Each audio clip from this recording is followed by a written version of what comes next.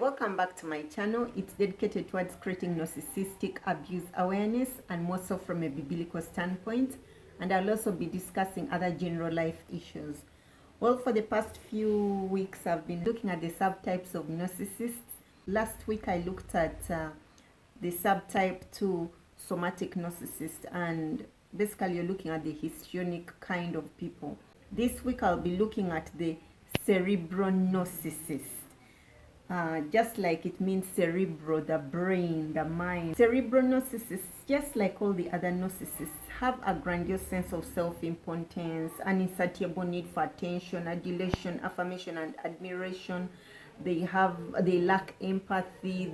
They are arrogant people. They are exploitative in nature, and theirs is also subtle. They reign high among the coverts. People who want to show off their intellectual prowessness. They want to use jargons when they are speaking to you, just to show you that they are more intelligent than you and you're really less than. They are doing you a favor. They are, nature's gift to you, such that you can learn from them. You can borrow a leaf. They love to show off their academic qualification. It's not like in a grandiose sort of way, no. These are people you can walk into their homes and they have all these accolades planted all over and plastered all over the walls. They will talk about them. When you're addressing them, they would prefer, their preferences to first introduce them per their title.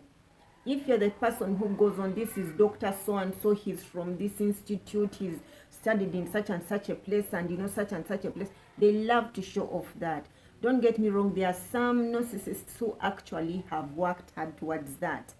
They have attained all those qualifications. But there's also another degree of narcissists who literally haven't done anything, and these are the people who go and forge academic documents.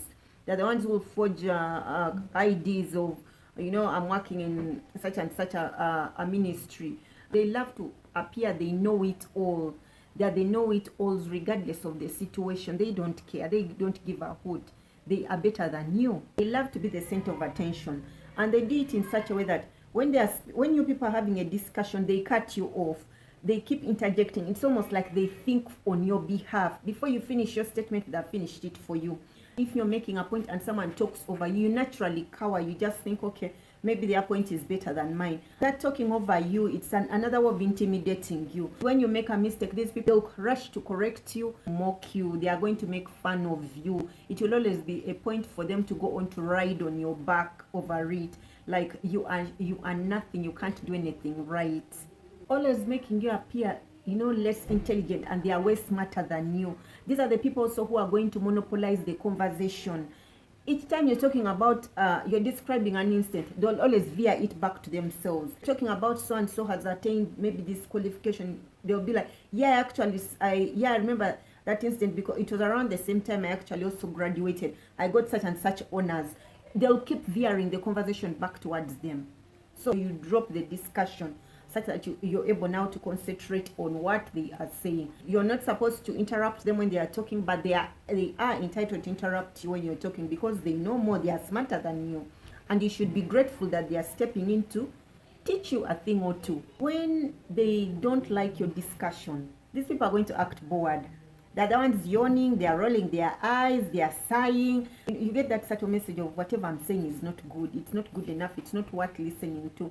So in the end, you just drop the subject. It's a very derogatory way. They didn't say a word, but they made statements with their actions, with their, subtle jabs at you. When you're talking and someone starts rolling their eyes or they are looking at their phone, they are supposedly listening to you, but they are watching TV at the same time, you feel devalued. You feel like whatever you're saying is not worth it. So in the end, you just drop the subject.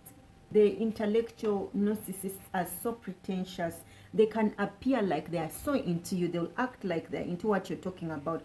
But in essence, when you get to understand the narcissist, you realize the entire time I was being taken for a ride. It's so disheartening, but that is who they are. So it's very painful to start processing that, discriminating you in whatever they are doing. But at the same time and in the same breath, they are showing you this interest. It's a huge conflict of your intuition, knowing who you are. because you are seeing something, but your energy is speaking some other message. Now when it comes to the love bombing, these people here, they will flatter you, they will show this deep interest in you, they'll talk about this book or this author, they are talking about that author. They'll write you notes, they'll send you novels, they'll write you poems, they'll introduce you into this other world of intellectuals, and it almost feels like you people are the same level, and you'll feel like, yeah, you've gotten a good challenger, and their charming is so super. You're proud you've gotten someone intellectual, but at the end of it all, these people here are contemptuous towards you because they feel you are less than. Remember, regardless of how many types they are, subtypes we are talking of, at the end of the day, these people are soulless. They do not have a conscience like you and I. They don't have it that they are going to sit back and they are like, okay, this someone is doing something great, or I'm equally as good as her. No, they don't think like you and I. Their mindset is totally different.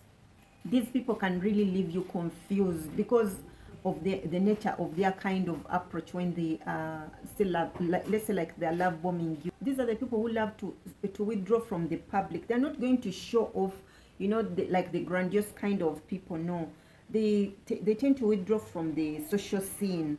They are buried in their intellectual world, the philosophical world. The ones who come with these very supposed thought-provoking statements, and you're like, wow, and you're falling in love with them. Now, one of the ways these people here will love bomb, they'll always indicate how you two are intelligent, you two are equally intelligent. However, all that is to draw you in.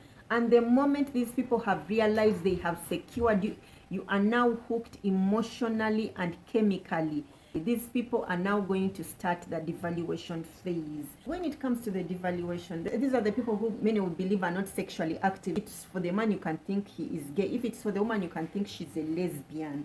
All because they tend not to interact so much with the other people. The whole thing is that these people are autoerotic. In others, they are psychosexual. The way they manifest their narcissism turns them on. It's like the somatic narcissist. They are knowing that their body turns other people on is a turn on for them. Are you getting me? Now the intellectuals, knowing that these cerebral narcissists, knowing that their brain is the powerhouse for them, it turns them on. They fall in love with themselves. Their mind now makes them get in tune with themselves. Their minds release copious amounts of dopamine, whereby they fall in love with themselves because they have this intellectualism that they believe others don't have. So this is how you'll also find they tend to engage more in things like pornography and masturbation. Many times they are literally hooked.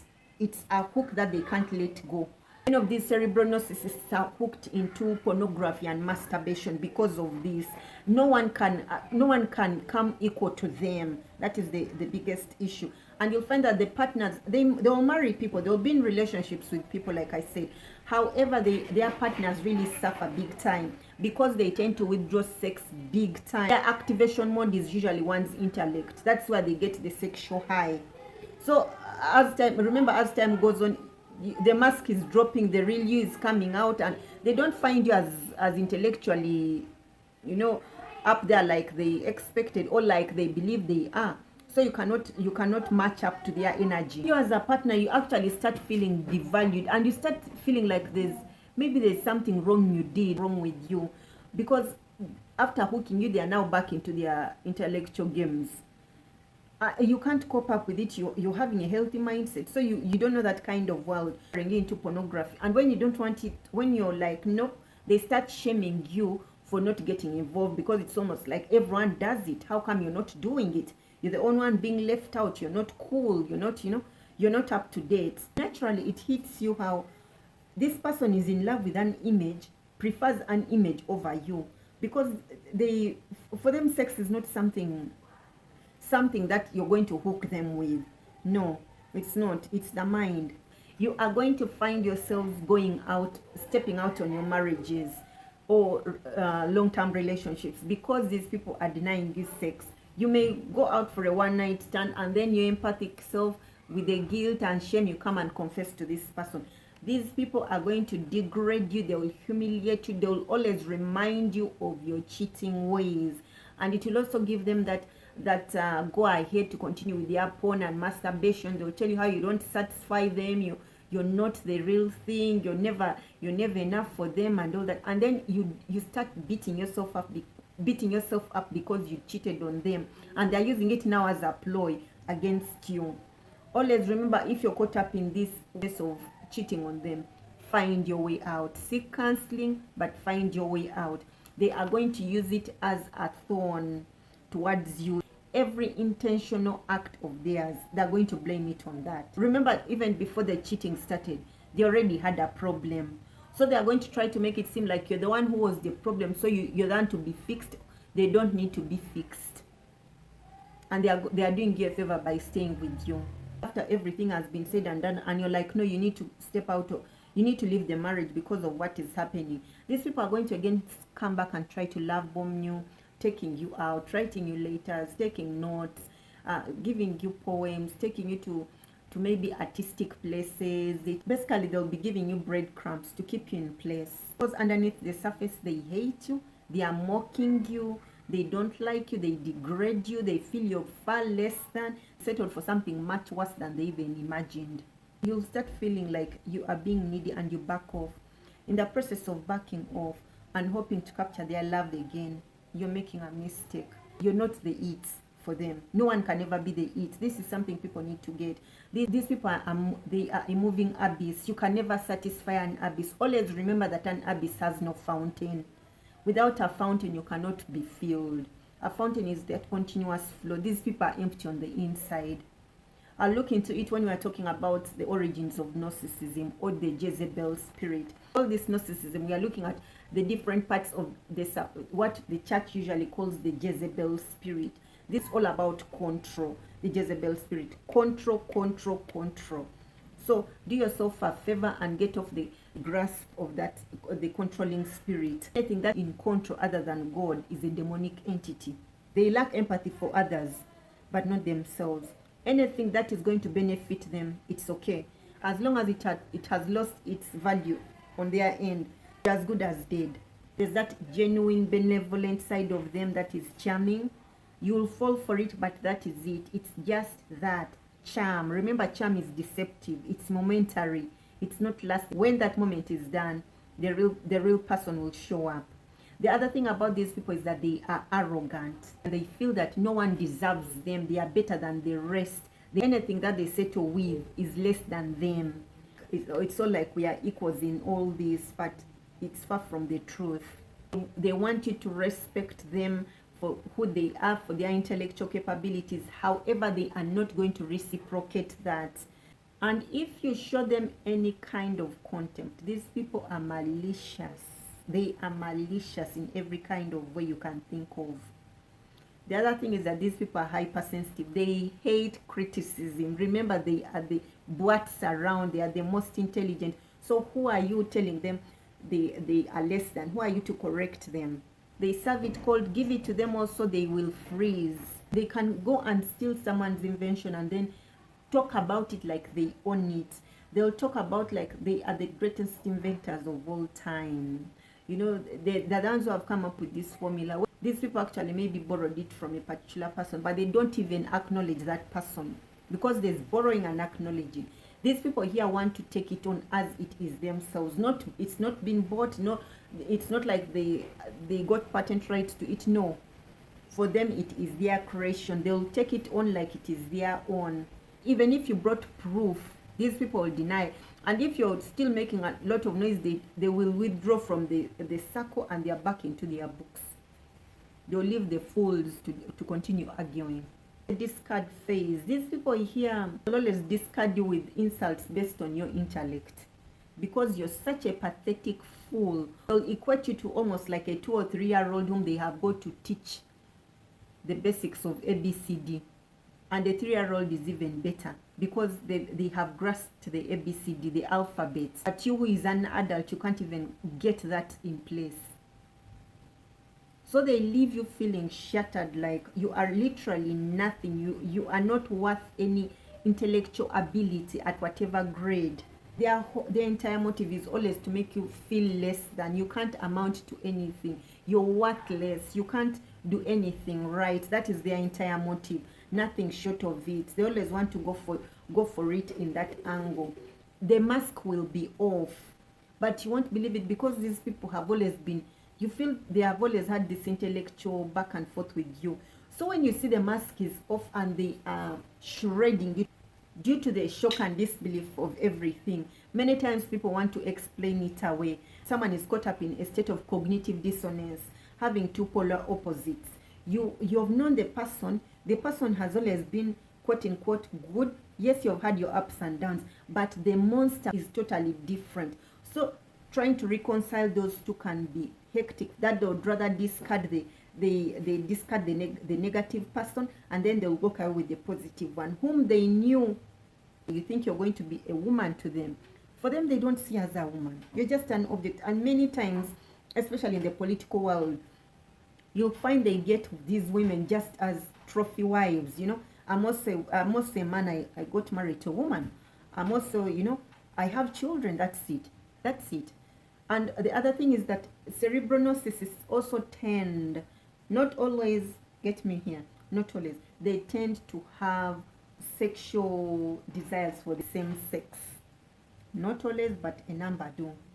Narcissists have very strange sexual attractions when you get to know them. Very strange. Very strange. So you'll find many people get caught up in this cycle of sexual abuse when they are with these cerebral narcissists. Because as you're thinking it's just pornography, the thing is that porn escalates. You'll hear of soft porn. Oh, they were just naked, they were just kissing, they were just this. The next moment they are talking about these different acts. They are introducing the BDSM. Then they get into sadism. Before you know it, they are just this hellish type of sex. The next thing you hear, they are into bestiality. It just keeps escalating. So it's beyond. It's beyond. When it comes to the cerebral narcissist, they tend to have the most weird sexual acts. So during that time of discard, sometimes you must be very careful, because it can get dangerous, especially if you've gotten into that realm of knowing who they are. Their dirty sexual secrets can be a tragic end for some people, because they do not want anyone thinking about who they are. You getting out and talking about who they are, you're tainting their image, and they'll come at you. So you better be careful when you're dealing with these people, or when you're stepping away.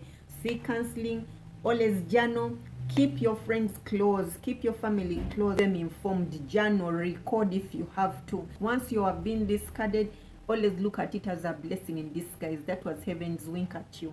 Because their genuine display of contempt is the real them. Never the person who love bombed you. Remember, love bombing, they always mirror you. You never fall in love with the person before you. You're falling in love with yourself. Thank you for watching, and blessings.